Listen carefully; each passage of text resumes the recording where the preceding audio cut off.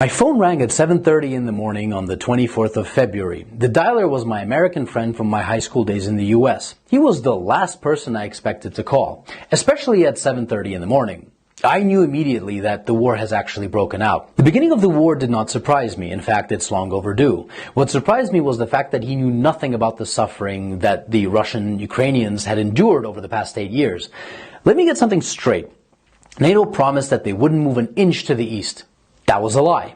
And now we are surrounded by an aggressive military alliance. NATO gladly bombed Yugoslavia under the pretenses of potential genocide. Did they bomb just military installations? No. NATO destroyed schools, hospitals, bridges, cultural monuments, private businesses, and industrial plants. Did you forget about that? Did you forget about how NATO pumped money and weapons into Georgia right before Georgia bombarded Russian peacekeepers and civilians? Of course you did, because your media doesn't want you to know. Did you forget how yet another territory was ripped away from Serbia? Do you not remember Kosovo? Did you protest then? I bet you didn't, and I bet you didn't even care. Did you forget the invasion of Libya? If you're in Europe, you can't forget. Thousands of migrants are your daily reminder of what your governments did to that country. Did you protest the illegal invasion of Syria by Turkey and the US? I bet you didn't. Do you care about Saudi Arabia starving Yemen? I bet you don't. Do you care, or did you care, about the illegal invasion of Iraq and Afghanistan under false pretenses?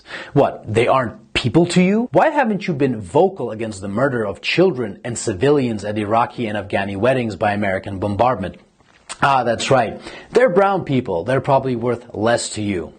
Where were your crocodile tears when Kiev started bombarding Ukrainian Russians in the east simply for doing the exact same thing as the Ukrainians did in the west, was to get rid of a corrupt government? Where were your crocodile tears when Kiev shut off electricity and water to Crimea? Where was your Save the Ukrainian People when 48 civilian anti-Maidan Ukrainian protesters were rounded into a Union trade house and burned alive whilst those who tried to escape the fiery hell were beaten and shot? Do you by any chance know who the Madonna of Gorlovka is? Do you know what the Alley of Angels memorial is? Let me give you a hint. People engraved into that memorial aren't alive and they are not adults.